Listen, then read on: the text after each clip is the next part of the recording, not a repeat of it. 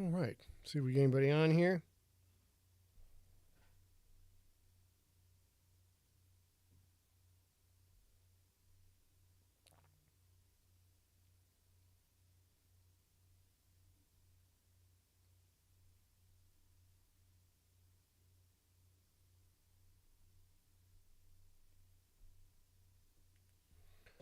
Okay, who we got cooking?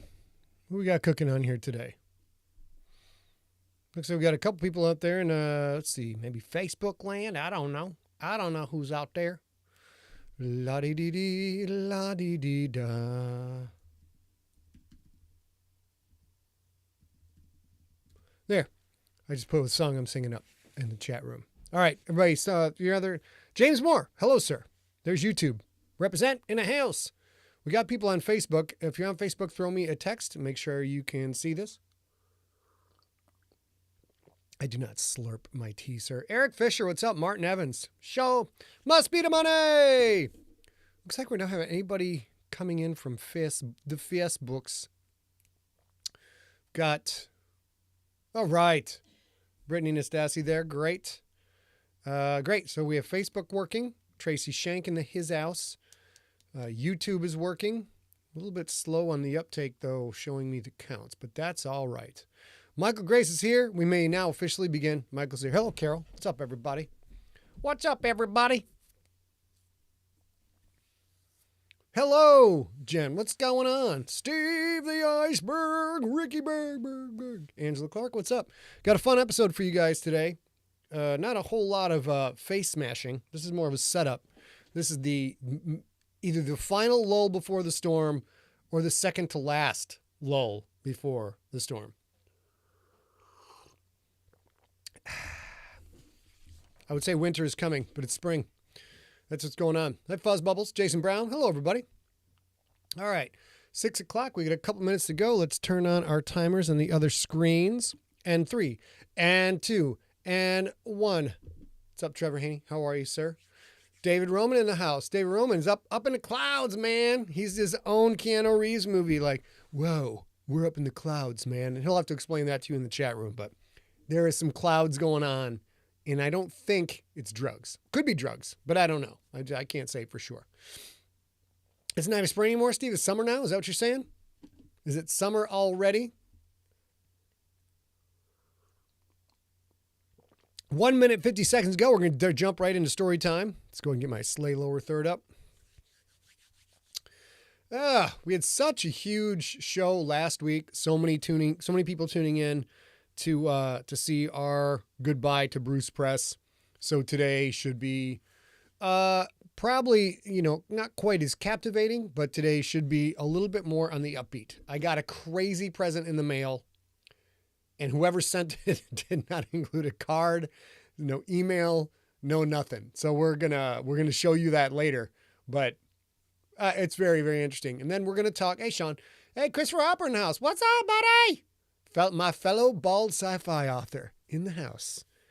He's probably doing this right now. You guys can't see, but he's like checking out his dome, making sure it's all freshly shorn. Summer loving had me a blast.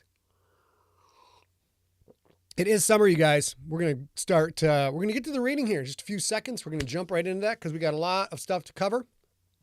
Some of it might be of interest to Mr. Hopper, who is a prolific author in his own right. You guys should check out his books. And if you have read his books, say hey in the chat room. But there's interesting things afoot in the world of publishing that are going to affect all of us. James, right now, I am drinking a little bit of tea. Yep, trying to dial back the scotch a little bit, which has interesting effects. Last night, I had as many as one scotch, woke up this morning with a little bit of a hangover. So go figure. Things are just not the same as they used to be.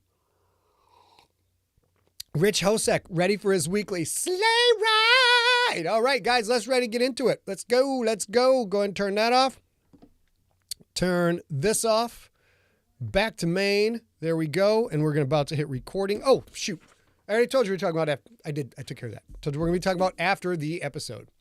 So, ladies and gentlemen, let's get into it. Here we go. Get rid of these big old noggin things where I look like one of the computer guys from Flash Gordon and or a Cyberman. Either way, it's a good look. I'm not going to lie to you. It's a good look. We're recording, and let me move the chat out of the way so you guys don't distract my performance. And here we go. We are recording. Got the lower third up.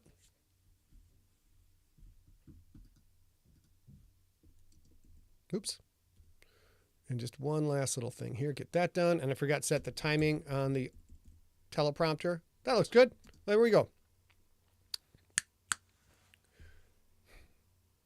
Previously on Slay, Ariella came to Lincoln's defense against Callista, but let's try that again. Sorry, Steve. I'm going to cheat.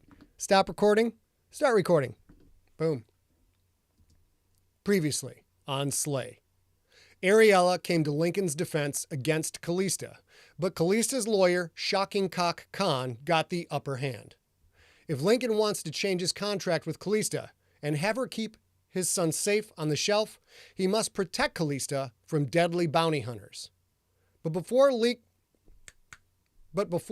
goes on the hunt for the Flechette sisters, Oleus Oakbeard, and Boss Hawg, he needs to put his affairs in order and find out what happened to his friend, Patrick Cantrell.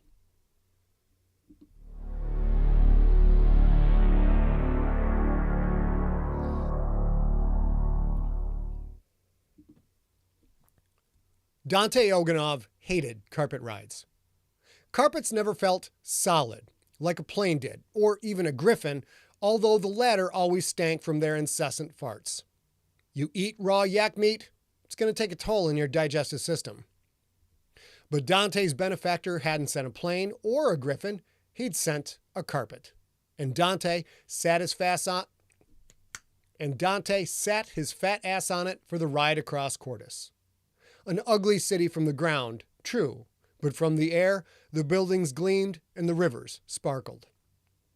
The carpet carried him over Little Egypt, Little Acadia, the Umayyad district, and finally New Zungar, where some of Cordis's most wealthy and most powerful people lived. From packed-in buildings to spacious estates in the blink of an eye. Palaces, mansions, pagodas, and more, all surrounded by well-groomed lands likely teeming with protection traps, hungry watch monsters, and, of course, people with weapons. Someday, Dante would live in a place like this. Someday. The carpet angled toward a sprawling estate. The house was a palace. Dante didn't know architecture, but it looked Indian to him.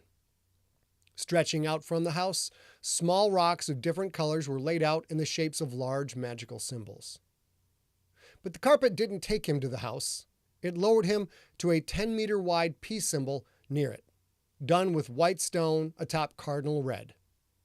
In the center of that sprawling design sat 2 lawn chairs, one of them occupied by a man dressed like he was a robber baron from the American 1800s. The carpet touched down. The man in the chair nodded. Dante? Dante nodded back. Vestinian? Vestinian gestured to the open chair. Please, have a seat. Dante did, and quickly. This was a man of power. True power. Working with him was a risk, no doubt. But Vestinian was an on-ramp to levels of control Dante had only dreamed of. From being a bit player in Miami to the boss in Lumencia. Such an opportunity.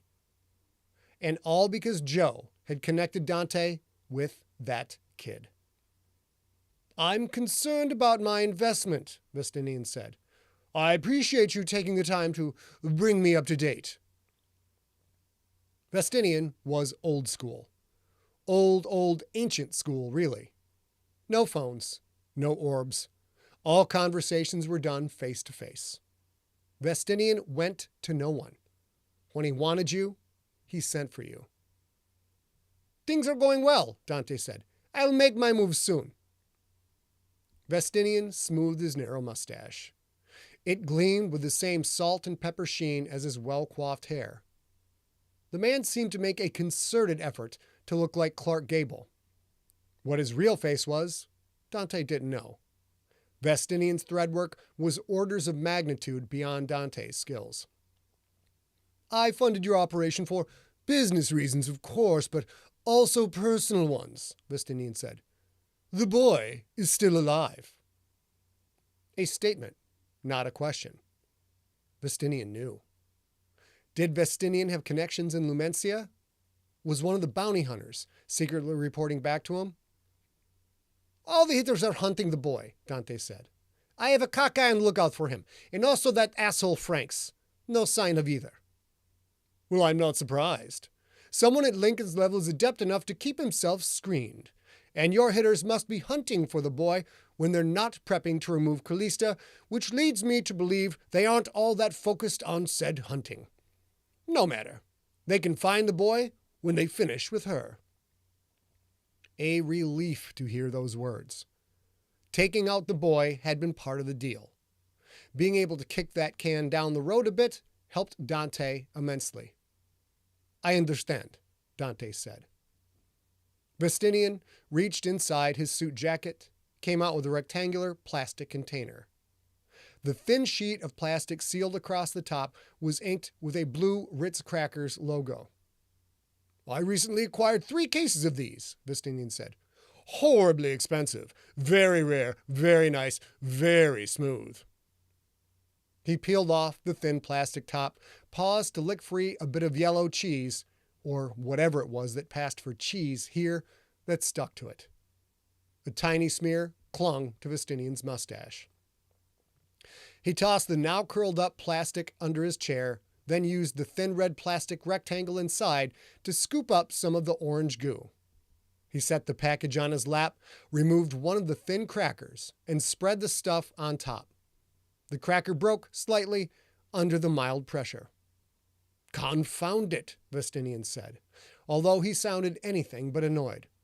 There's a trick to it, you see, at which I am often unsuccessful, but in life, good things often arrive damaged. He held up the cracker. Would you like one? This batch is from 1997, a good year. The weird old wizard wanted to share antique processed food. Dante would rather lick the ass end of a cockatrice. Thank you, but I am on diet. Doc said my cholesterol is too high. Vestinian shrugged, popped the entire cracker into his mouth. He chewed slowly, his eyes narrowing in pleasure. Now, that is money well spent, he said. You know, they still make a version of this treat, but it's simply not the same. A lot of people tell me the taste really comes from the plastic stick that activates the true flavor of the fromage. But thanks to the hippie libtard tree huggers in the unenlightened realm, we can't have nice things like disposable single-use plastic cheese-spreading sticks. Dante didn't care about politics or the rants of this old man. It's a real shame, he said. Vestinian took another cracker out of the plastic tray. You've certainly taken your time, Dante. He slowly spread cheese on the cracker, enjoying the process. I am a patient man, but I also believe in deadlines. If you don't set goals, you get nothing done. When are you going to finish this Callista business? Dante knew he was on thin ice. He had taken Vestinian's money. If he didn't get the job done, Vestinian would make an example of him. 3 days, Dante said. The hitters are making sure they know the lay of the land. Vestinian raised the red plastic strip to his mouth, licked a smear of cheese from it. Make it 2 days, he said. As they say, Dante, if you play with it too long, it will fall off. The carpet will take you wherever you need to go. Might I suggest a transit station so you can get back to your associates and proceed with the assigned task? Dante hopped out of the lawn chair, his feet crunching on the loose white stone. I won't let you down, he said. He stepped onto the carpet and he sat. Vestinian closed one eye, squinted at the red plastic stick as if it were some priceless object. I hope not, he said. I certainly hope not. The carpet rose. Totem Plaza, Dante said. The red carpet sliced through the sky. 2 days. Dante had 2 days to take out Callista. If he didn't, It would be his soul that Vestinian spread on a cracker.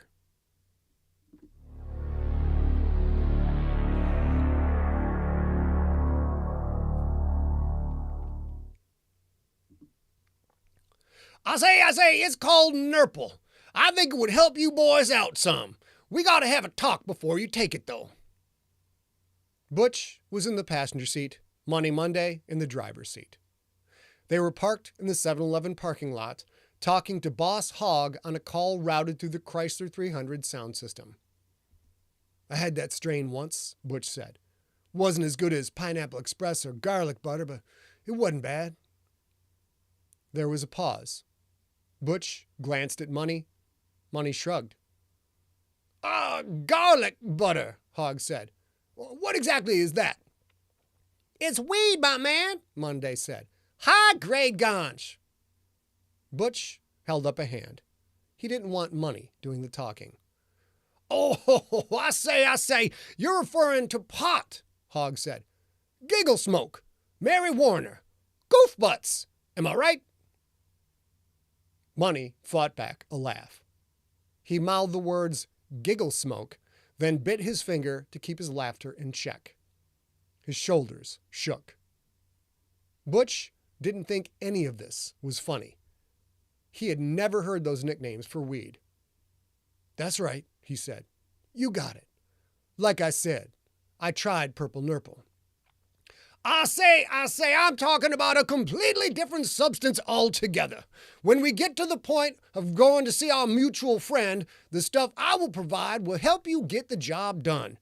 Now, is there any sign of him yet? Not yet, Butch said, but we're looking. Good. Well, keep me informed. Hawg hung up. Money wiped a tear from his eye. That motherfucker is crazy, he said. Goofbutts sounds like something they'd call chronic 100 years ago. How old do you think that cracker really is? Hawg looked 30, maybe. Don't know, Butch said. And what the fuck is he doing anyway? We're the only ones looking for Billy, and he wants half the contract. It's bullshit, man. We tune that bitch up, we should get 75%. Money was only thinking short term. That was fine. Money wasn't the thinker. Butch was. Billy was the price of the ticket to ride the ride. What came after Billy was what really mattered. But Money was right about one thing. It did feel odd. Hawg wanted half the 40 large, but he didn't seem that invested in hunting Little B down. Maybe he felt he didn't have to, because Butch was all over the motherfucker. Or maybe Hawg had basically outsourced the hit to Butch and was busy with other business in Lumencia.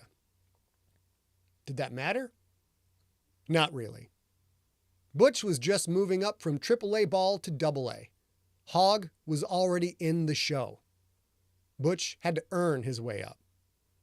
That started with Lil B, which suited Butch just fine. Somehow, that tiny, scrawny motherfucker had taken out Big Hack. Taken him out and made sure the body wasn't found. So where was the body of Butch's friend now? Rotting in a sewer? Rats and flies feeding on his decomposing flesh? Maybe chopped up and buried out on the marsh? Stuffed in a barrel with acid, like in the movies? Disrespect. That was the word for it. Billy could have left Hack's body where it was so it could be recovered, so Hack's moms could see his face one last time. Disrespect on a grand level. Lil B was gonna pay. He was going to pay dearly.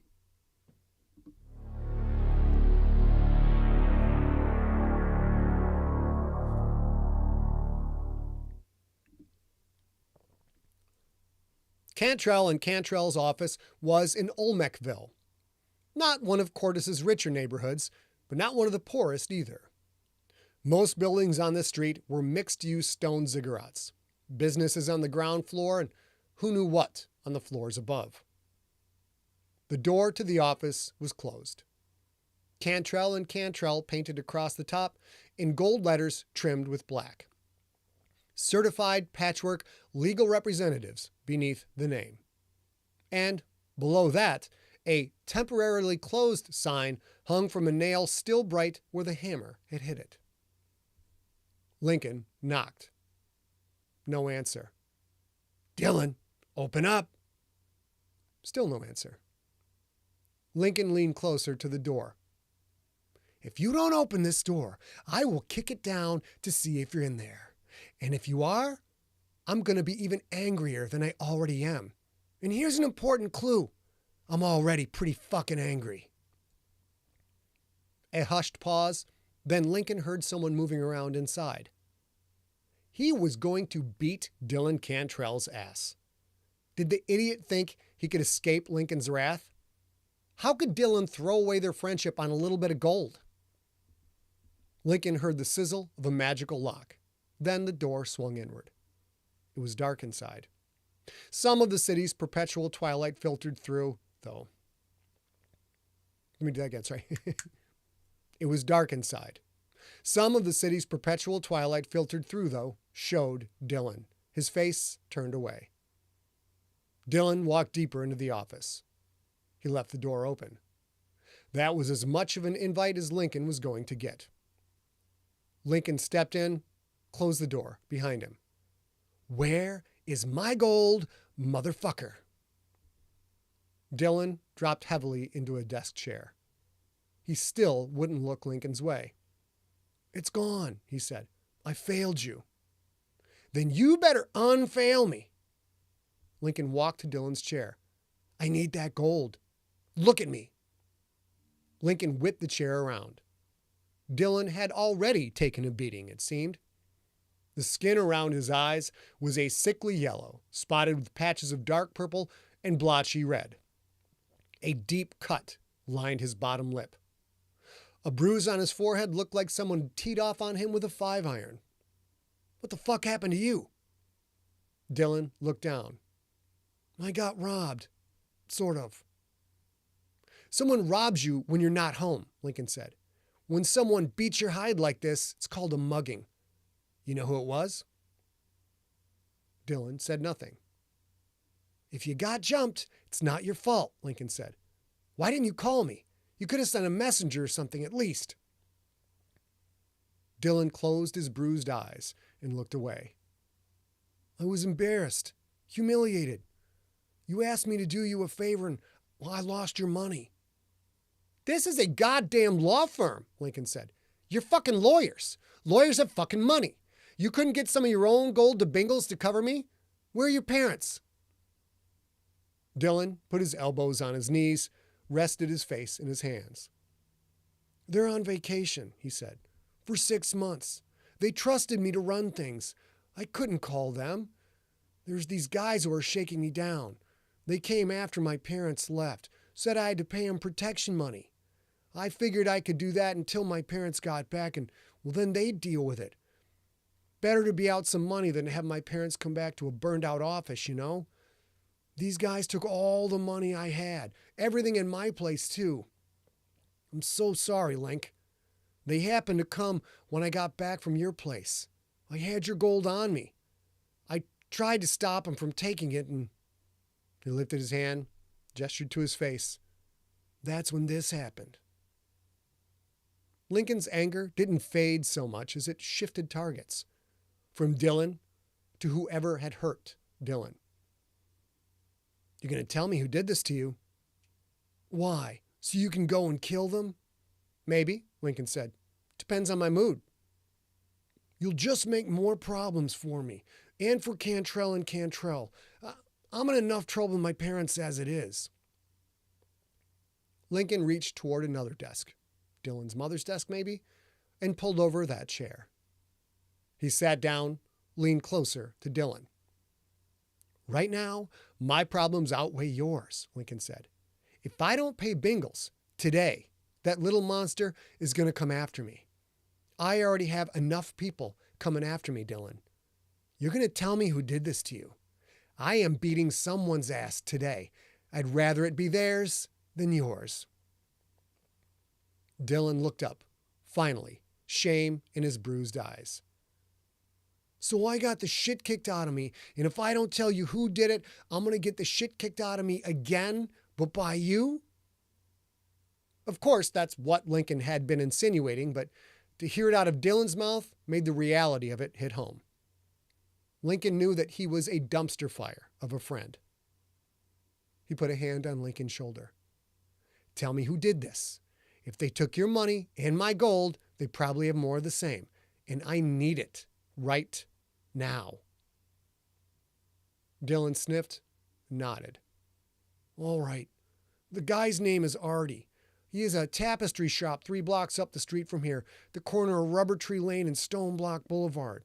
The place is called Tapestry Travesty. 3 blocks. Lincoln stood. This Artie have people working for him? Yeah, Dylan said. A couple of really big guys. One has a face tat. He's the one who punched me several times. Now Lincoln knew which one had put their hands on his friend. That was good information to have. You stay here, he said. I'm going to go have a little chat with these guys and see if I can educate them as to the error of their ways.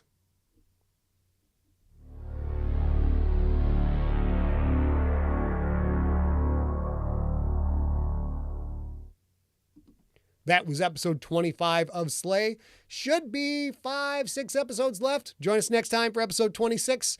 Until then, don't get punched in the face. It's not fun. There we go. Come on up, baby.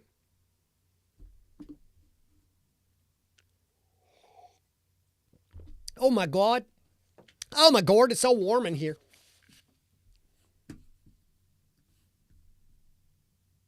Hello, everyone. All right, let's get back to it. Let's go quit out of here and turn on A's microphone so she can't yell at me for that. She doesn't yell at me. That sounds better. There we go. Things are really, really heading toward the big final dance. It's going to be nuts. Rob and I have been talking it out. What's up, Cordy? And I think you guys are going to enjoy it. The Rob, of course, is Rob Otto. Thank you, Robert. It's freezing here in the peak of winter. I don't know where you're at, Robert, but, turn on the heat. Rome asks, did I leave the iron on? Oh, maybe that's not directed to me. I'm trying to go through the chat and see what everybody's talking about. It's going to be a crazy. I think the next episode, obviously, Lincoln has to go visit some people, have a talk with some people. And he's got to hopefully get a chance to pay off Bingles. Because you know what you don't want? You don't want a sex positive gnome with a cod piece, no shirt, leather pants, and leather suspenders coming after you because he's the one who knows how to get rid of the bodies. Not good. Not good. In fact, that's really that's a rule of life, in my opinion. The main people you don't want to piss off, primarily, are people who know how to get rid of bodies so that they're never found. That's my opinion. Hey, Sherry. Yeah, Athon has a mention to me. I haven't seen that yet. Athon's not really ramped up their promo yet because, ladies and gentlemen, look who it is. Oops, go back to me. Hello, everybody. Hi, guys.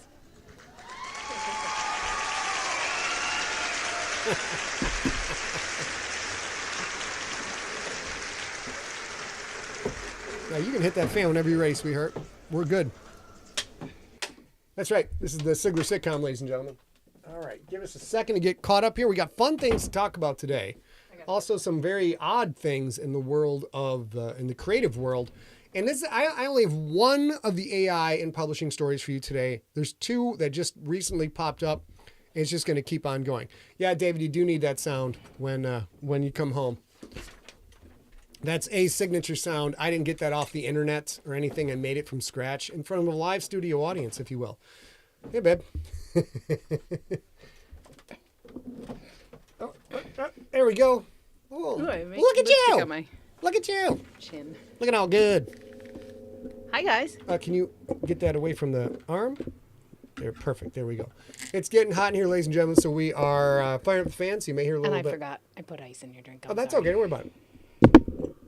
Scott's recently switched over to no ice in his scotch, and it's It's hard to remember. The problem is I like the Scotch with ice, except then it waters itself down, and then you like chug-a-lugging it like it's Kool-Aid. So now I mostly have it neat because like a little sip, like the bottom of the bag of Capri Sun. You're like, you get that last little drop out of that. You know what I'm saying? Yeah, sure. You know Capri Sun? You familiar? I definitely Back in know the day? what Capri Sun is. You guys know Capri Sun? I Back mean, in the not day? everybody on this call will know what Capri, unless it still exists. It might still exist. I was shocked to Does find. it really exist? Because I would think that there would be a cocktail made with Capri. I'm sure there is. Oh I my guess, God! now that I We say should that. look that up. We should get a cocktail made out of Capri Sun. I think you would take a hypodermic needle and you would inject the alcohol right into the bag or right down the straw, and then you'd be good to go. That would probably be delicious. Then you walk getting bombed in your Capri Sun. That would be exact. Rob says they still exist. Yeah. I like Rich Hosek's answer better though. Yeah, juice bags are still out there. Okay, good. Did we shut everything up? Yes, Yeah, just why getting am I the. having trouble finding this? What are you looking for, Pumpkin? I was just up there, but I closed it to open the show. Close what? I closed the window. Oh. Just keep talking. I'll keep talking. But the one thing that's not out there now, I'm shocked. Correct me if I'm wrong, you guys. Those delicious craft single serve, like the little rectangular thing with the square of cheese, the well of cheese on one end, and the incredibly fragile crackers on the other. No, I think that still exists. You But mean they like the don't- little square? They just don't have the little. They don't have the red piece of They plastic. don't have the red piece of And it's a plastic. fact, the red piece of plastic is what gave it its amazingly delicious flavor. So Vestinian is pissed about that. Now, if you guys don't remember the name Vestinian, I will give you a little cheat sheet. That's the motherfucker who messed up Magda's face. So we've been talking about him a lot in this book, but now you have finally met him. And I still got I got to polish up his voice a little bit. It's not quite where I want it, but it'll be good. Give me all those juice bags. Give me juice bags. Sherry Hare says it would be a good lake drink to mix it with alcohol. I'm not going to lie, you guys. I think a cocktail made with Capri Sun is nostalgia only. It's nostalgia only. If you're old enough to have a home It's got to bar, be cheap vodka. It's got to be cheap vodka. even if it's like 7 bottles big, leave the Capri Sun alone. All right. Leave the Capri Sun alone. Leave the Tang alone. Leave the Mountain Dew alone. Make a real Girl, you can't tell me to leave that Tang alone. What? All right, so we're going to lead off Jude. with... Hey, Julie. We're going Nice to lead to off see with, both. I got a present in the mail, Oh my goodness, you guys. and I would remember ordering this. And I would assume if somebody wanted to send this to me, they would include a card of some kind. Can you scooch a little closer to me, Pumpkin? I can, but we have to give a little bit of background before you reveal. Okay, should I go get it while you give background or wait? I already have it. Oh. So here's the thing. As most of you know, and if you don't, in 2014, Scott moved from San Francisco to San Diego. He had an apartment downtown that was also our business office. It was a live workspace for creative people. It was awesome. And in May of great. 2020, So we great. had to give up that office because we were spending money paying for rent and we weren't going there. And in fact, would not go back for over a year. So we closed down that office and we moved to this location. And then in March of this year, so 2 whole years after we left the office space downtown, we get a text from our friend Erin, who still lives in that building, saying, "Hey, I got a package for you guys. I can keep it. You can come get it whenever you want," which we did. And then in April, I got COVID and all these things. And then at the beginning of this month, she reminds me, she's like, "Oh, hey, I still have this. If you're ever downtown, swing by. We'll hang out. We'll have some tea. You can pick up whatever this is." I eventually finally do that. Okay, so... Monday? Yeah. Friday? So, Something like that? She goes, picks it up, she brings it back. I open it up. Let me go get it. Yeah, it's right here. I got it, but I got it. It's about the showing. The showing. Let me just come around and get it. Okay. You guys aren't ready. Hello, my honey. Hello, my baby. Hello, my ragtime. Yeah. So, I open it up, and of course, when I first see it, I'm like, did I order this? I don't know. This seems like something I would probably order. What does the invoice say? It didn't say anything. It just sent. There was no invoice. There was no invoice. Here it is, ladies and gentlemen. This is... Is that an alien? It's not an alien. This is a skull cane. I have to be careful not to knock anything over. You can see this. It's a... No, it's not. Is that not? It's not an alien. I mean, but look at that's the face, right? Well, it's a one-tooth alien motherfucker. Did not Yeah, that's the floss. face. Did not brush. And then this is whatever this That's is. the back of it. So, okay, so I got a pimp cane. Yeah. So at first I'm thinking I ordered this for my cousin, Minister Merciless, so he could pimp walk out on stage, and do his show, right? Like, that's not a bad idea. He come out, he got his own pimp walk going. Although, It's Minister a back and Merciless- forth with a roll to the left, back, back, That's just, I can't do keep it. in He's mind, great at it. Minister Merciless plays a bass guitar, so he doesn't need a prop for his hands on the stage. Oh my so God, we he determined loves props, though. It's all, He that does, guy's but- all but- about props. All right, about but props. I mean, you can't hold a cane and play a bass guitar. So we decide, like, he's pretty sure he didn't order it. I know I didn't order And it. the end of it is like, it's just basic rubber, like, like I hurt my knee and the doctor gave me, well, we have this cane laying around, so take this, sir. So here it is. And then I started thinking about it, and like, I'm like, why the fuck do I have this? Who bought this? And then A says, with ultimate intelligence and prescience, is it a sword cane? Because doesn't it look like it should be? This is how you know you found your soulmate. Baby, what is this? I don't know. Is it a sword cane? Because assuming that is something that I would fucking absolutely buy. I didn't even want a cane unless it's got a sword in it. I wish I wish I have a sword cane right now. So I go to whip it out, so to speak. And then this happens. So now A and I are going to reenact. We're going to reenact how this would break down. Can I be the villain? In this role, I'm Totally good at being a villain. In this performance, A. Sigler will be playing the role of the mugger who is going to challenge the man for his money. And Scott will be playing himself with his pimp cane, ready to defend all that is his against all comers. That's good. All right, go. Action. Wait. Hey, give me all your money. You want to take my money? I'm going to try. Wait, motherfucker. Wait, hold on. I'm going to get my sword cane. Come on, give me your money. This is my gun. And Hold on. Wait, you hold can't on. see my face. Oh, wait. Just a second. One more second. This screws. Hang. Okay. Well, Wait, I'm going to hold on. definitely. No, I'm going to fuck you up in a second. Hold on. Just one more. Oh, oh shit. Oh!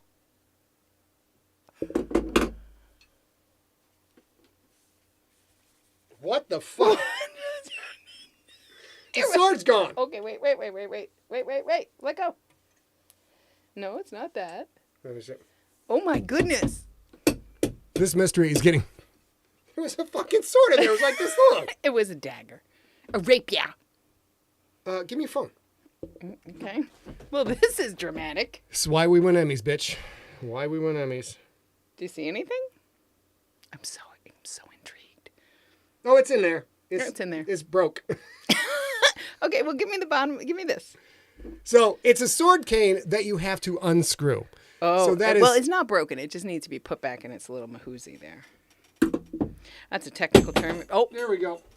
give it All to me. right. I'll fix it like So nothing ever here, take happened. that. Take Oh, this. okay. So the Sigler Theater did not work out very well. Hello, my baby. Hello, my darling. Hello, So there my you go. ragtime gal. I was going to foil the robbery attempt with this rapier, this short sword, if you will, and it's...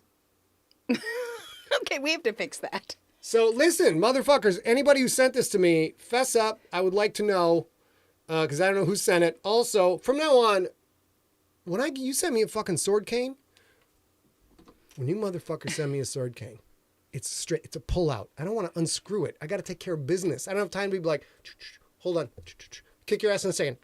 Oh, nope, we didn't fix All it. right, cool. There we go. Let's get this squared away. All right, back in the main cam. I think we All put that right. away before we hurt ourselves. I am. Nell Zone, you missed the Sigler family drama evening. Sigler, the evening. I don't know. How would you say it? Anyways, Variety show? this is my cane. It is a screw-in sword cane, not very efficient for sudden incidents. I apparently need a phone booth to go and screw this in. Come But on, it's ha quite ha. cool. Look, it's very cool to look All right. at. All right. So that was our crazy. There we go. Now let's talk about AI and audiobooks, ladies and gentlemen. Now I've been preaching this for a long time now. I've been saying for years that eventually AI is going to get processized and corporatized, and everybody's going to be using it. And if you are a creator of any ilk, whether you be a graphic artist, a fine artist, a writer, a narrator, whatever the comic book artist, whatever the fuck you do, the only way you're going to make a living 5 years from now, 10 years at the outset, is if you have an audience of people who think you are the shiznit. That's it. Unless you have made a connection with people and built a community around the work that you do, and are also, you kind of have to be a good person. Unless you do those things, you're going to get crowded out. It's already fucking impossible to make it in the arts as it is. Now we have the corporate bloodsuckers coming in with a much cheaper way to do things. So let's see. We'll take a look at this right here. Let's go to books. Here's what we are seeing right now. It's on CNBC. AI human voice clones are coming for the Amazon, Apple, and the Google audiobook. Annual audiobook sales could reach over 30 billion within a decade, and time and cost of production suggests AI will play a bigger role in the future. And I have been saying, we're already seeing graphic artists are in a whole world of trouble. If you are a person who makes sci-fi book covers, I don't, honestly, I don't know what to tell you, because the bottom line is, yeah, okay, so the art might not have, you can't do it exactly like you can do it. But if you have enough stuff online, AI can analyze all that and come pretty close to it. Yeah, it might not be exactly your style, but it's never going to have the feel of a human creation.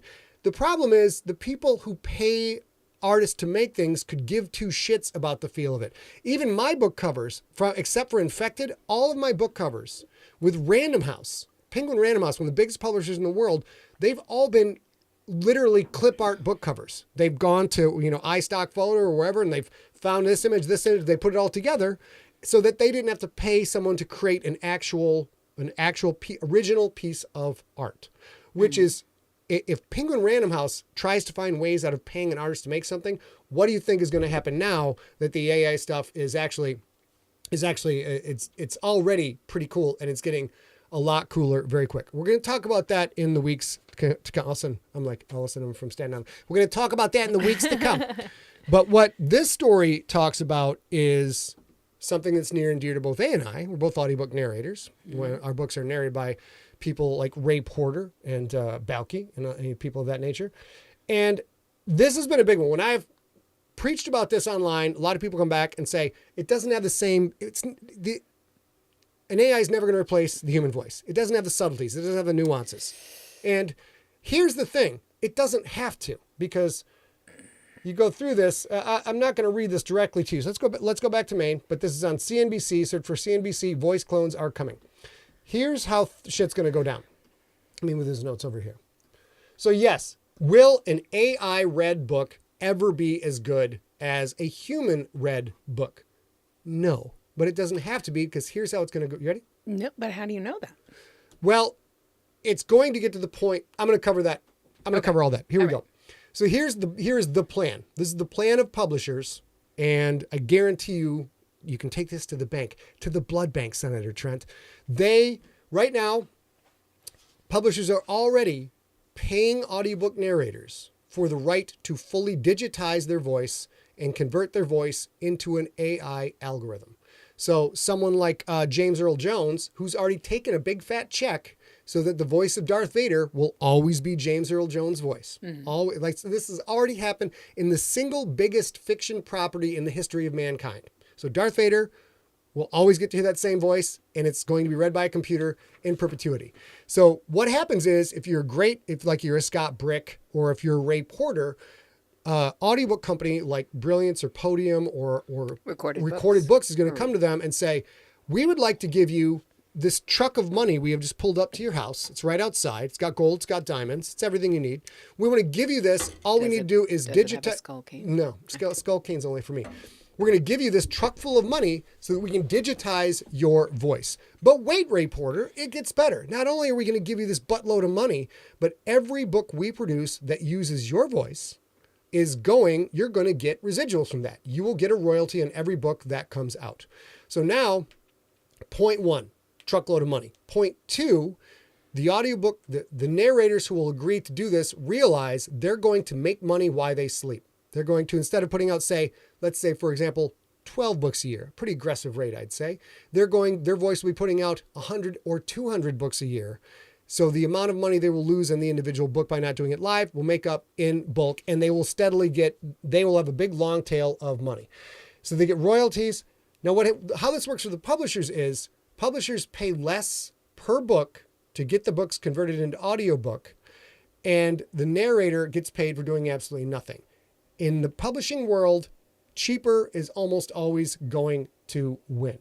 So there's literally no way this won't take off. The tech's already in place. It's already starting to happen. Google, and this is from the article, Google Play offers publishers the ability to create a auto-narrated audiobook as long as publishers own the audiobook rights and choose auto narration. None are created without publisher consent, nor is it something that any consumer could legally create on their own. So I haven't heard any of these. I'm sure they probably suck. It's the same voice I have read my text back to me when I write it every day, so I can hear it spoken. No way would I pay money for this audiobook, but that doesn't matter because a lot of audiobooks, no publisher is going to pay the money to have them turn into audiobooks in the first place. Slap on the Google auto narration, boom, there is a market that is being served. Is it great? No, doesn't matter. It's already being done. So here's what's going to happen, ladies and gentlemen. You can get out your scroll, get out your feather, get out your quill and your jar of ink, and you can write down the prognostications of Sigler-Damas. I'll call my shot right now. Oh my! I don't have a great hat like Johnny had, but Sigler-Damas and us. Books will be written, obviously, and we're going to talk about AI writing books next week and further on.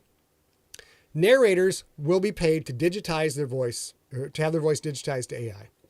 How are they going to get the right tone? How can a computer read the right thing and make it sound like, get all the nuances and subtleties of a professional performer bringing these books to life? Two ways, my fine feathered friends. Number one is you're going to see humans applying tags. So a low paid human being, much lower paid than the audiobook narrator, will read through the text and will do something as simple as highlight this, right click, angry. Highlight this, right click, sad. Highlight this, right click, surprised. Anything that's not click like that, the computer reads in a particular voice. AI will, within the year, I bet, will even have the ability to be like, okay, I want Ray Porter doing an impression of Scarlett Johansson. And you just select within the year? Probably, yeah. Before the end of 2023? Oh, within the next 12 months. Within the next 12 months. You already can listen. They won't even be able to negotiate that contract with everybody. Yeah, they will. Okay. Absolutely. Because this is a first mover status. So Scott Brick is the first narrator to say, I'm fucking all the way in. Let's get this to happen. His voice becomes dominant in the space. And then it's not that complicated. You highlight this thing, Scott Brick's voice, let's slow it down 10%. Let's drop the pitch 5%. Now it's clearly him voicing a character, but the character is just a template and it's a preset. Highlight this dialogue, everything within quotes in this dialogue sounds like Scott Brick slowed down to this character voice. It's fucking not that complicated. I mean, I can't program it all. I could probably do it. Give me a week. I could probably figure it out with AI. It's not that complicated. So you're also going to get authors doing multiple samples for for all the major words. So the AI is going to go through and get thousands of Ray saying he said, and then just kind of store those and modify them as they go. This is already done in music. There's a lot of drum emulation. Almost any drum kit you hear in recorded music today is not the actual sounds made by the person drumming them. They mic it up, they record it all, and then producers take drum samples that are perfectly recorded from that same kit, substitute them in for the live thing, and what you wind up getting is a perfect drum part that you can map to time, correct any time errors. It sounds great. Everything is perfect. And they'll do like 27 snare drum hits. And then the computer will just randomly rotate through all those so it has a natural feel. That's going to be similar too. So we're going to see people doing that.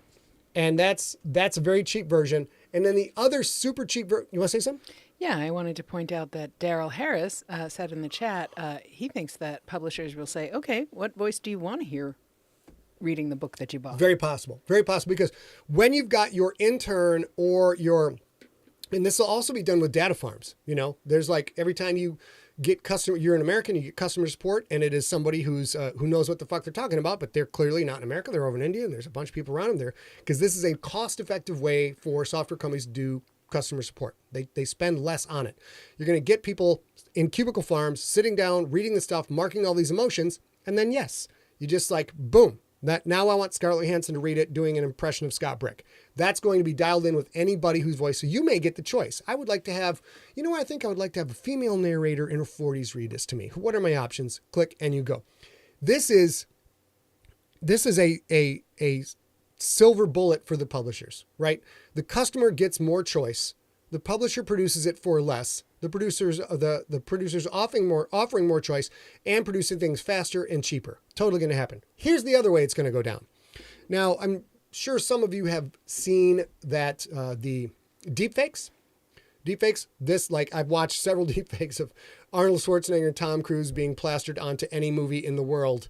And it's staggering. I know this is more complicated. It takes people time. It's staggering to watch Arnold Schwarzenegger in The Muppets and things like that. And it looks almost perfectly real. You saw in the whole context of the movie, it still looks pretty darn real. It's very, very shockingly convincing. So here's the other way this is going to happen. There are millions of starving actors and actresses out there. So publishers and audiobook producers are going to hire cheap actors to come in, read the whole book with their subtleties and nuances, performing the book as trained professional actors, but paying them pennies on the dollar compared to, say, Kathy Bates. Then they take this and they just map Kathy Bates's voice to it, and the AI will be able to detect the basic fundamental emotions, the rise and lowering of pitch, the increase or decrease in pace, the volume, ebbs and flows. All of this stuff will simply be mapped to somebody else's voice. So there you get to pay some 20-year-old person who's working as a waiter in LA trying to make it, for example, and like, okay, you know what? Why don't you come in on your evenings off, read this book for us, give us good performance, and then it gets to be anybody they want. It gets to be anybody who's had their voice digitized.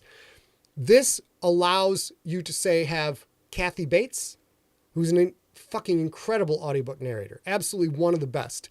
You can have Kathy Bates's voice mapped to another actor, and you are basically listening to Kathy Bates read you the book. Is it as good as her reading it herself? No, but it doesn't matter because it's a volume game and it's a cost of product to market game.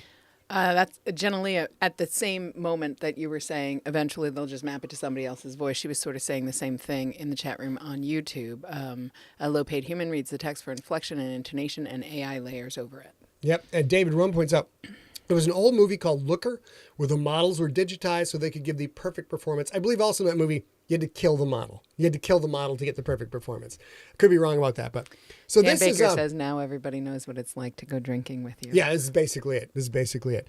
So this is very interesting because there are an enormous amount of doomsayers on the internet saying AI is coming for our gerbs, but a lot of creatives and a lot of very intelligent, knowledgeable creatives are insisting that this is just, you just can't replace the human soul. And I'm here to tell you, the fuck you can't. If you're willing to take 80% of the quality for 25% of the cost, every time. But I mean, we've already seen this. And there's a couple of points I want to make. I didn't know that this was going to be this much of a white paper. So I did not prepare. But there's 2 points I want to make. I think one of them was already made in the chat room, which is AI for art. All of it, absolutely all of it is based on stolen images, stolen original images. So there is no ethical way to create AI art because you can't even track back who created that original art that the AI learned from. So AI art, which is all over everything, every Trump NFT, all of that is AI generated art, and none of that is ethical. And it never can be unless you unbuild it, get permission, and rebuild it. I do think the same thing would happen eventually for voices. Like somebody will say, I want a Kathy Bates-esque voice. And they're going to get a low-paid actor, maybe, with the layer of Kathy Bates on it. And the other thing I want to say is there isn't really an argument that AI, no matter how advanced you think it is or you think it's not, there is fundamentally not an argument to be made that it isn't in its infancy. And so just like everything else, we now get music streaming in our ears from the air, right? But back in the day, you had to have a vinyl record or you had to have a gramophone or whatever. I know it's not hardware technology, but it's still technology. And no matter how advanced you think it is, it's a baby. Let me take a look at this. And eventually, it won't be a baby anymore, and all of this will be a little bit easier to do. So here's how you're going to get exceptional, high-level art with a particular artist's style and nuance and be able to go through hundreds of cover revisions and change anything you want, and it still comes out looking like an absolute $1,000,000, and it's legal. It's free. It's not free, but it's totally legal to do this. The same thing I'm talking about, where people with actors with distinct voices are going to get paid to digitize their voice, like James Earl Jones does. You're also going to get estates, like the John Berkeley estate, for example. Now, if any of you are old enough to remember sci-fi books from the 70s and 80s, there was a very, very incredible guy named John Berkeley who did covers that look like this. And his style is, it's resilient. It holds up to this day. So basically, all of the subtleties here, the large blocks of color, the blurs in the back, the streaks, the lines, the brush strokes to highlight all the shadowy areas, all of the things that John Berkeley did that made him unique and be in very high demand, motherfucker's dead. They're going to be, his kids or his grandkids or someone down the road is going to be like, someone show over the check. We would like to give you all this money, and we would like to be able to digitize John Berkeley's works. And then, of course, you'll get a royalty. Bubba, I'm not stealing you. I'm just, let me go in the back office and talk to my manager. And then you're going to be able to do covers like this that are absolutely incredibly good and pick out, I want the ship to look like this. I want this many ships. And then, boom, you get it. And it's paid for. It's legal. Good. We need to probably. Do you have a solution? Do you have a way to protect a creator? You're just telling us doomsday is coming. What I'm telling you is there is no way to protect a creator. Now, something like this, like what I just showed you, the John Berkeley, that's going to wind up being a plugin on Photoshop. You'll be able to buy it third party, drop it in. So a talented creator like a Scott Pond could come in and block things out and do his art on it. And then a customer like us could say, hey, can you put that John Berkeley filter on it? Same composition, but all of a sudden it has that very distinctive flair without Scott Pond having to learn how to mimic somebody else's style.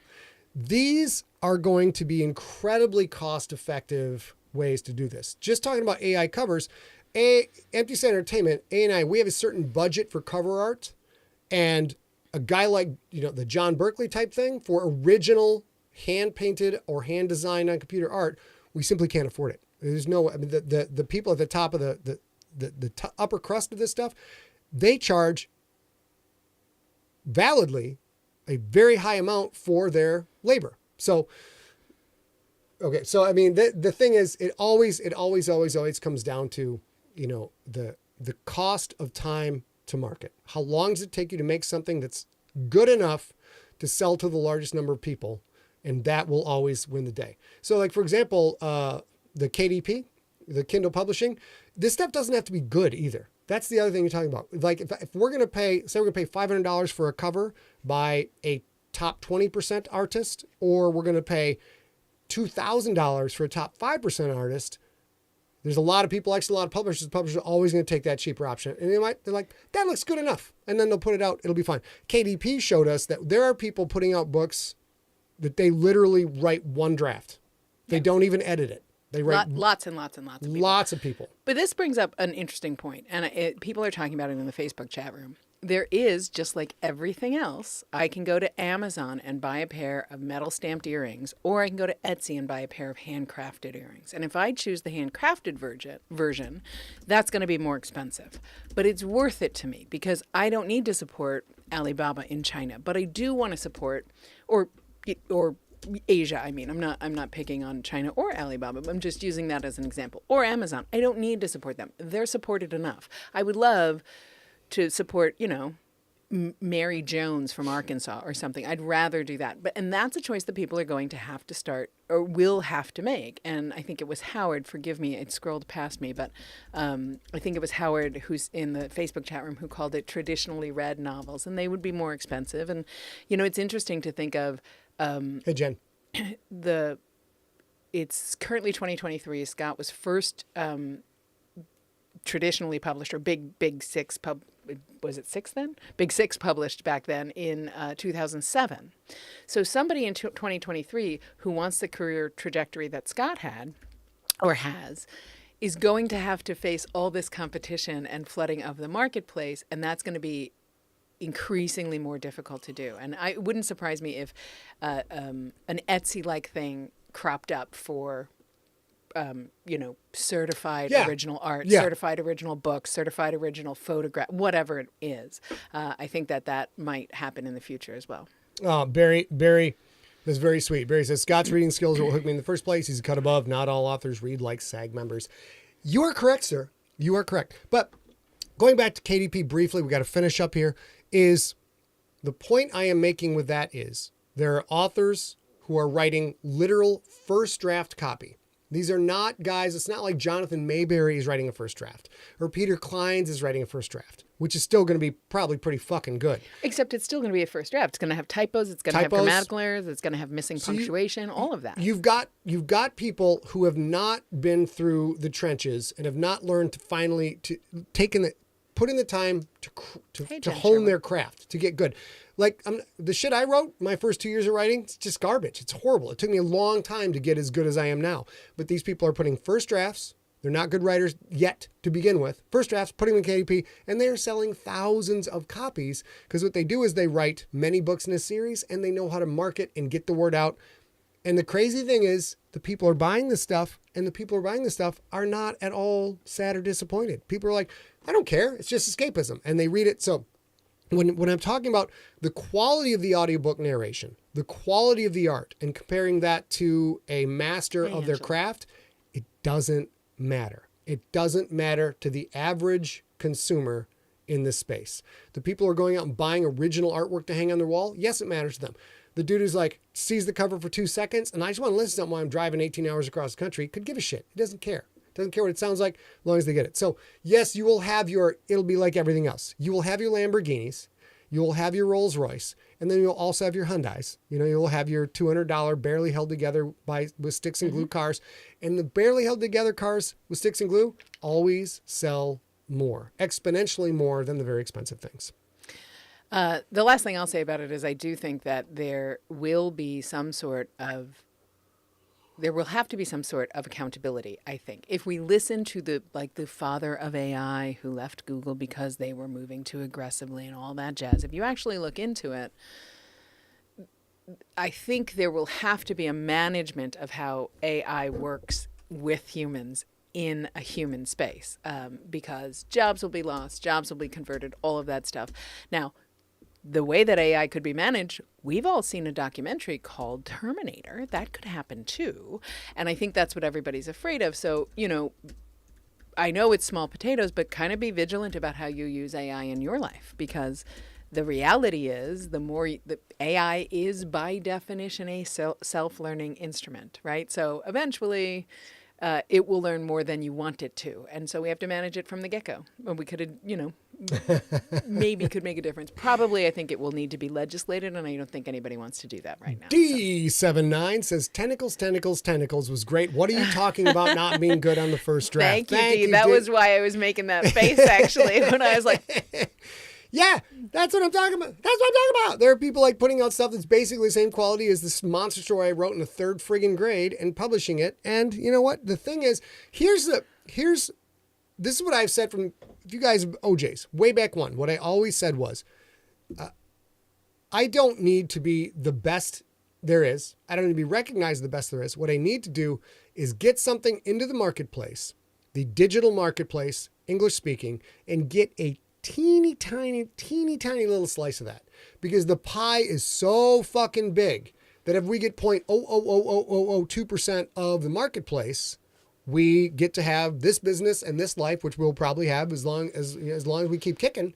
We're doing just fine because we don't spend a lot, we make X, etc. But you just need a tiny slice of the marketplace. And all of this AI work they're putting in, you're going to watch millionaires be minted, who are like, I programmed this, and this, put it out there, a lot like the App Store when the App Store started out. Your nephew made how much on the App Store by writing an app, put it out? I don't know. Yeah, but it was a big chunk of change. Okay. So Chris Eckert, so why are there not more Yugos? There's a couple, that's a really interesting point to consider. One of the reasons is that Yugo stopped making cars. Another reason is that they were not terribly durable. But what I wonder, and I don't know the answer to this, is when Yugo was peak production and peak sales, was there a bigger percentage of the marketplace for a Yugo, a very inexpensive car? That was what the Yugo was, if you're unfamiliar with that. I think like the door panels were partially cardboard. Like they were made of tissue paper. But they were a vehicle that could get you back and forth to work for less than $5,000. Like, that's a big deal, or was a big deal back then. But I think part of it is company doesn't exist anymore, so eventually those cars will run out of longevity. Two, they weren't terribly well constructed to begin with, so they didn't last very long. Just because you buy it instead of a Rolls Royce doesn't mean it's going to last as long as a Rolls Royce. But of course, you know, we're a capitalistic society, and a capitalistic society doesn't necessarily care for longevity. They care for profit. So I don't know the answer, but my guess would be that Yugos were successful until they got sued into oblivion for all of the damage to human beings, and then they went out of business, and then all the cars went away. Pinto, buddy. Hold on, we're going to answer this question. We got a Twitch question here. Let me get this up. Boom, boom, boom. So you guys know what I'm talking about? Shit. Okay, let's see here. God damn, I fucking hate ESPN so much. ESPN used to be so good. Now it's just goddamn garbage. Hide everything. ESPN, hide everything behind a paywall. So question was, last thing we'll go on this. What do I think of the Lions' alternate helmet for the upcoming season? And I've got to say, God damn it. Good enough. As Wayne would say, good enough. This is my Detroit Lions alternate helmet for the year. And the Lions PR on this says, number one, it's a color of helmet that has not been used by any team. Ken Moberly in the house. Ken probably wants to weigh in on this. Look at this. Yep. Hugo blew off the Mackinac Bridge. That's true. This is a color that is not a Lions color, because the Lions have a fucking copyrighted color called Honolulu Blue that only one organization in the world is legally allowed to use, and that is the Detroit Lions. So their alternate helmet uses a fucking color that's not Honolulu Blue, not the original Honolulu Blue or the goddamn new Honolulu Blue, which is not the same fucking blue. Anybody who's been watching this since they were 6 can tell you that the Lions uniforms of fucking 83 is not the same color as the Lions uniforms of 2023. All right, that's right there. Let's get that out. Also, second, this is a goddamn car commercial. Fuck it. This is a fucking car commercial. I'm not incredibly upset about this, but I'm not really happy about it. The point is they just want to sell jersey. It's a car commercial. That's it's like a fucking Ford logo. Like, it's like literally. You got the two bars the in the helmet back. itself is a car commercial. I'm not happy with it. I'm not at all upset they go back to this incredibly horribly drawn lion. What the fuck? What? Were there no artists in fucking 1934? Jesus Christ. They couldn't hire someone to make a decent lion? Maybe it was like Ford's son or daughter. Well, it's also the technology to make intricate, detailed work was not as prevalent as it is now. So this helmet, I'm not going to lie, I don't like it. I'm going to buy a shirt. I'm not going to buy a fucking shirt with this, and I'm going to hate myself when I wear it, but I'm going to wear it. And so I'm not entirely thrilled about this. I just wish the goddamn Lions would stick to their goddamn signature color. Also, this also was in this was in the fucking media they put out. It's Detroit gray on the face masks, a color no one's ever used before. It's a fucking gray face mask, you fucking slapdicks. What the fuck? Every face mask in the world, this is what they all look like back when I played football. They're all gray. That's it. All right, good. All right, there you go. There, I have said my piece. Ladies and gentlemen. Yes, Jen Hawthorne, it's a nice blue. It's not Detroit Lions blue. Ken Moberly, God bless the Ford Motor Company. Jenna Leah, you crack me up. Oh, look, an AI helmet design. Good point. That is probably an AI designed helmet. So probably good. a designed helmet. So I'm not a super fan of the new helmet, but I'll represent this year. This year better be. You guys, I'm not going to lie. Say nice things to me now, because by the time playoffs roll around, I don't think I'm going to be around anymore. I didn't tell you this. I don't want to worry you. Okay. But this would be the year the Lions would win 9 games and make the playoffs. If that doesn't happen, oh God. Elizabeth, I'm coming to join you, honey. I'm coming to join you in that terrible football fan in purgatory in the sky. It's not going to go good. All right, ladies and gentlemen, we will be back next week on June 28th. And that will be Sleigh Part 26 and... If you guys don't know, next Wednesday we are having Sigler in Place. It is also our 3rd wedding anniversary and my birthday. And we've decided that we'd rather spend it with you guys than do anything else. So we will see you next week. If you guys have As always, I don't say this every week anymore, but if you have anything to share with us, please send it to info@emptyset. Don't DM me on Facebook. Don't DM any of us on Twitter. Don't do any of that. Info@emptyset is the way you get your questions answered. I promise. Okay. Also, I have to mention before we go on with the sign off that in July, it is... Hit that real quick. Okay, the Junkies Party is going to be on July 1st. It starts at 4 p.m. Pacific time. It runs till 11. The reason it's so long is our good friend Steve Riekeberg, who is in the chat room on Facebook, is a saint, and he chooses to have this for all that time so that people all around the world can join. So there's junkies who join from Australia or England or wherever when the timing is right. It's a fun time. I'll probably pop in a little. Yeah. Wait, do we have a thing on the 1st? We might have a thing on the 1st. We're very busy on I the don't next know. 2 weeks. We're all really of a busy sudden. next week. But I if will I can, say I will. that if you guys want to tune in next week for a celebration of this lovely, gorgeous human being, it's going to be a lot of things like, I will be so good to you. I'll take you out for all you can eat dim sum at 3:00 in the morning. He's like, it's going to be it's going to be very fun. I'm very shocked. You still with me after 3 years? Because I'm a lot of work, ladies and gentlemen. I'm a lot of fucking work. Multimedia on Twitch said, conveniently making it easy to remember birthday and anniversary by making sure they're on the same day. That was an entirely purposeful thing. Scott talks very freely about his ADHD and his concern about ADHD and his trying to control his mind. I love birthdays in general. I love everybody's birthday, but I especially love my birthday because I get to celebrate it myself. And I start talking about my birthday on like June 1st. We have a whole bunch of family members who have birthdays in June. My sister-in-law and my mother-in-law both have birthdays tomorrow. So happy birthday, Lauren, and happy birthday, Carol. Our dear friend Amy, who is our goddamn dog sitter, she has a birthday on the 26th, and I love her, and happy birthday to her too. But I chose that on purpose. Here's my favorite part about that. People will say happy anniversary to him or something on social media and say, what a good idea that you chose to get married on her birthday. Like that was his idea. I'm mad about it. It's my idea. It's my idea. Oh, I got blocked out of my own stupid. Anyways, so artificial selection said, hey, man, is that an iceberg on that logo? Fuck yes, it is. I'm glad someone finally fucking noticed. I put in a lot of work in that logo, you guys. I know Steve was hyped to get his own logo, and deservedly so, but I don't know. It's a fucking iceberg, bitch. It's an iceberg. Thank you very much.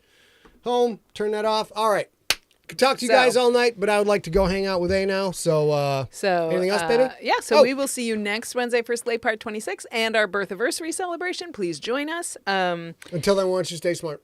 And we want you to stay science. And for the love of science, stay informed and tell your loved ones that you love them.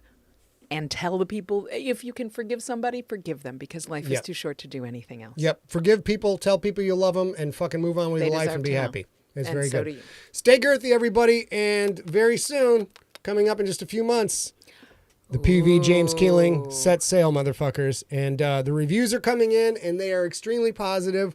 We got a starred Kirkus review for it, which I did not see coming whatsoever.